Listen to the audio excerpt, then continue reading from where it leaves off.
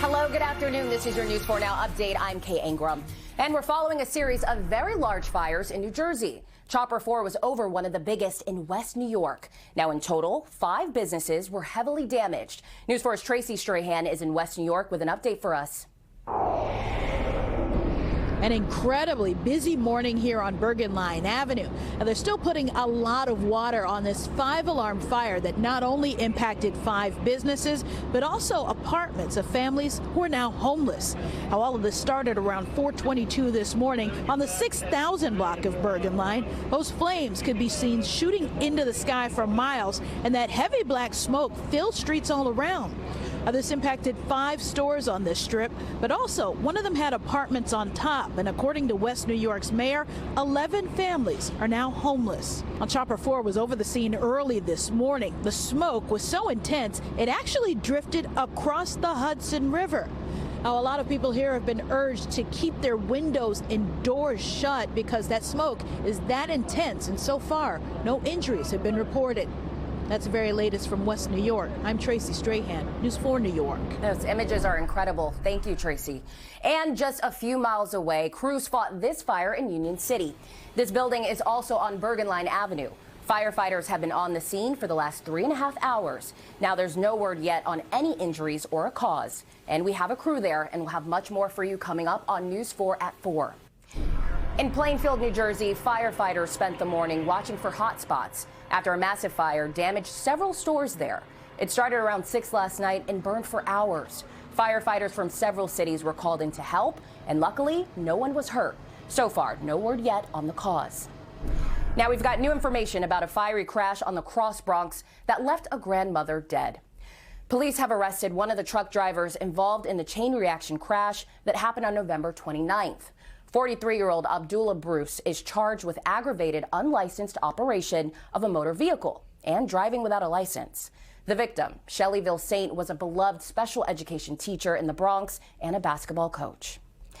Now, dozens of families forced from their flooded apartments during Hurricane Ida and put into city hotels now have to find a new place to lay their heads. They've been displaced for a year and a half.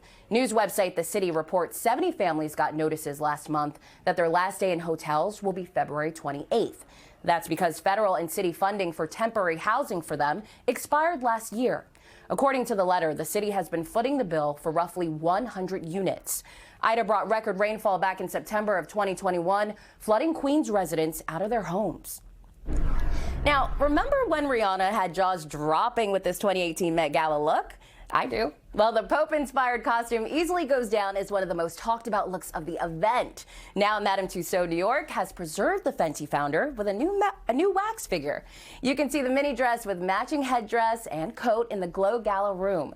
The outfit also features LED lights. And it's a timely addition since the superstar will be performing during halftime at the Super Bowl this Sunday. Can't wait to catch that.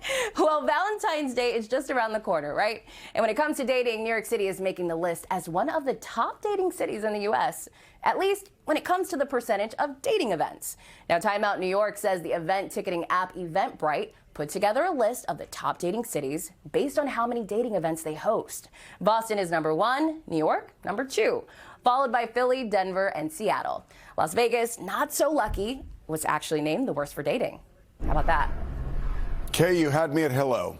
Nice to see everybody. Let's take a check of the weather picture outside right now. We have blue sky and a lovely afternoon for springtime, but it's not springtime. 48 degrees, winds are calm right now. Dew points at 26. Air is comfortable. As we head through the next several hours, up we go into the lower 50s. As we head through the overnight, we are going to wind up seeing those temperatures drop on down into the 30s. Radar and satellite picture just picking up some high clouds to the north and east of the city right now. For the most part, we are going to see a mostly cloudy day tomorrow with temperatures to about 48 degrees, winds out of the southeast, breezy and warmer as we head into Friday. Look at that, all the way up to 56. A cooler weekend, and then as we look ahead into next week, we're going to be kissing 60. Forget about Valentine's, you're going to be kissing 60. Springtime temperatures continue, Kay? I love that. Thanks, Dave.